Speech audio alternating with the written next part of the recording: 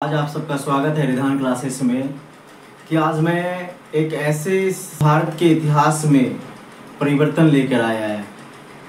परिवर्तन लेकर आया कि जो 150 वर्षों से हमारे देश में 150 वर्षों से हमारे देश में जो अंग्रेजों के द्वारा बनाए गए कानून व्यवस्था था, आईपीसी, सीआरपीसी, उसे बदलकर आज हमने एक नए कानून का 1 जुलाई 2024 से लागू किया। वो कानून है भारतीय न्याय संहिता, भारतीय नागरिक सुरक्षा संहिता, भारतीय साक्ष्य अधिनियम है। कि भारतीय न्याय संहिता जो है, जिसमें 357 धाराएं हैं। कितने? 357 धाराएं हैं, जबकि बीएनएसएस में 531 धाराएं हैं तथा भारतीय साक्ष्य अधिनियम में 170 धाराएं हैं। आज हम एक ऐसे कसौटी को पार कर लिए हैं जो पुरानी कानून व्यवस्था को लेकर चल रहे थे, जो कानून व्यवस्था जो चरमराई हुई थी, जो सजा दिलाने के लिए कोर्ट का चक्कर बार बार लगता था, एफआईआर करवाने के लिए हमें थाना जाना पड़ता था, लेकिन हमारा एफआईआर दर्ज नहीं होता था।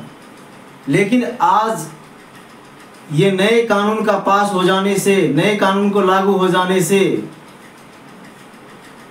आप भारत के किसी भी कोने से किसी भी थाने में जाकर एफआईआर कर सकते हैं। यदि तो कहने का मतलब है कि आज नए कानून का प्रावधान लोगों को कम समय में उन्हें अधिकार मिला है कि किसी भी प्रकार की क्राइम को कम से कम समय में आपको इंसाफ मिल जाएगा। पुलिस भी इसमें ढिलाई नहीं करेगा, उन्हें भी जवाब देना है 90 दिनों के अंदर, वो भी लिखित रूप में। और जिस व्यक्ति के साथ अत्याचार हुआ है उन्हें ये लिखित रूप में बताना पड़ेगा कि आपके कि ये जो नए कानून प्रावधान लागू किए गए वो भारत के कानून व्यवस्था को मजबूती प्रदान करने के लिए प्रावधान किया गया, जिसके अंतर्गत हम 20 पॉइंट में जानने की कोशिश करेंगे कि जो पहले कानून व्यवस्था था, जो पहले कानून व्यवस्था था, जो पहले मामले दर्ज हुए, वो पुराने नियमों के माध्यम से ही उसका निपटारा किया जाएगा।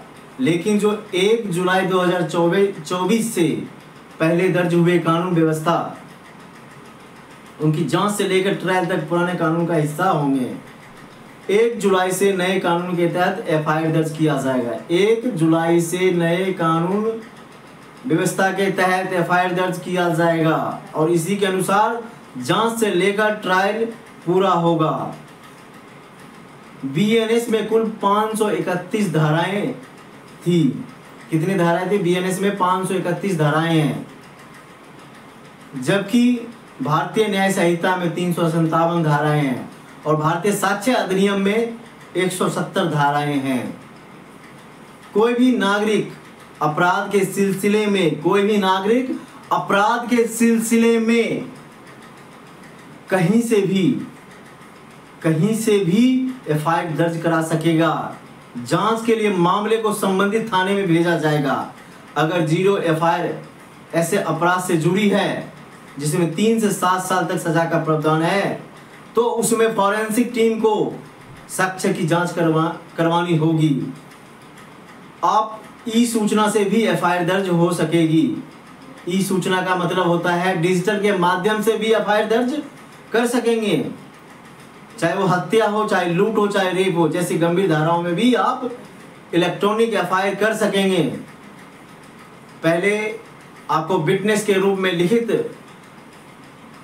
कोर्ट में साक्ष्य देना होता था, लेकिन अब क्या है, आप अपने वॉइस के माध्यम से, आप डिजिटल के माध्यम से भी आप विटनेस दे सकते हैं, साक्ष्य दे सकते हैं। उसे मान्य होगा, इसमें समय का बचत होगा और जल्द से जल्द उस अपराधों को क्या है, जल्द से जल्द उस अपराधों को निपटारा किया जा सकेगा और उसमें जो भी प्रावधान होगा, जो भी सजा का प्रावधान होगा, वो सजा मिलेगा। चाहे वो सजा 5 साल का हो, चाहे 10 साल का हो, चाहे जीवन कारावास हो, चाहे मौत की हो, वो जल्द से जल्द कोर्ट का निपटारा किया जाएगा।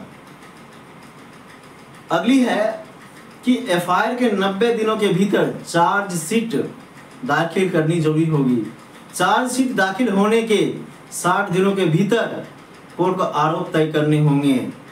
मामले की सुनवाई पूरी होने के 30 दिन के भीतर जजमेंट यानी फैसला देना होगा। जजमेंट दिए जाने के बाद 7 दिनों के भीतर उसकी कॉपी मुहैया करानी होगी। पुलिस को हिरासत में लिए गए शख्स के बारे में, पुलिस को हिरासत में लिए गए शख्स के बारे में लिखित रूप से उसके परिवारजनों को बताना होगा, चाहे ऑफलाइन हो चाहे ऑनलाइन हो, उन्हें जल्द से जल्द सूचना देना होगा।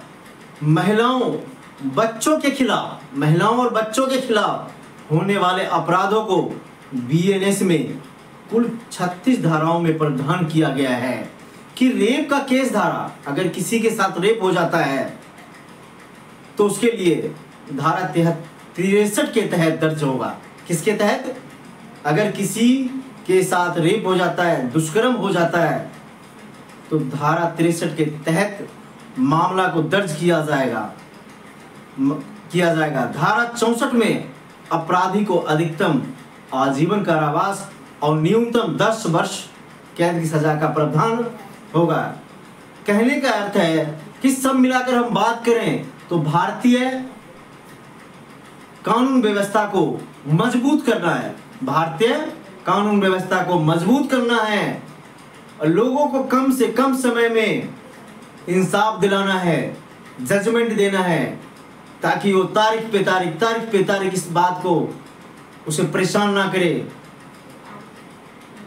उसे कम से कम समय में उसे न्याय मिले, इंसाफ मिले, जजमेंट मिले, ना कि उसके पुराने कानून के तहत जो होते थे उन्हें सिर्फ तारीख पे तारीख मिला करता था। लेकिन अब नए कानून में ऐसा कुछ नहीं होगा। अब उसे कम से कम समय में कोशिश किया जाएगा कि उसे न्याय मिले, उसे इंसाफ मिले। तो सब मिलाकर हम कह सकते हैं कि भारतीय इतिहास में परिवर्तन न्याय व्यवस्था में हुआ और वो मजबूती के साथ होगा। धन्यवाद।